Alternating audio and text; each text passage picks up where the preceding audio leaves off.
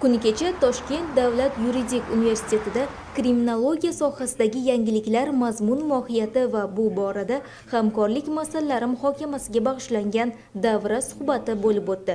Unda Ichki ishlar vazirligi mutasaddi rahbarlari, universitet rektori va professorlari hamda mehmonlar ishtirok etishdi. Tadbirni kirish so'zi bilan Toshkent davlat yuridik universiteti rektori ochib berib, ushbu tadbir va Ichki ishlar vazirligi hamda universitet bilan imzolanishi kerak bo'lgan memorandum mazmun mohiyati xususida to'xtaldi.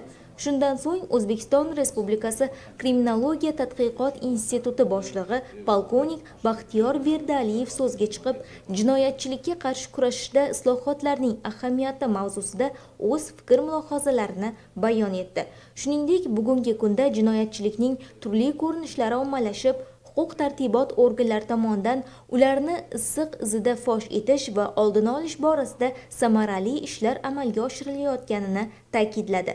Qolaversa, tadbir davomida yuridik universitet professorlari tomonidan kriminologiya tadqiqot institutining faoliyati va istiqboldagi rejalari bo'yicha ham so'z yuritildi. Shundan so'ng tadbirning asosiy qismiga o'tilib, ikki tomon o'rtasida hamkorlik memorandumi imzolandi. Tomonlar o'rtasida hamkorlik o'rnatilgandan so'ng memorandum mazmun mohiyati yuzasidan har ikki tarafning fikr-mulohazalari tinglandi.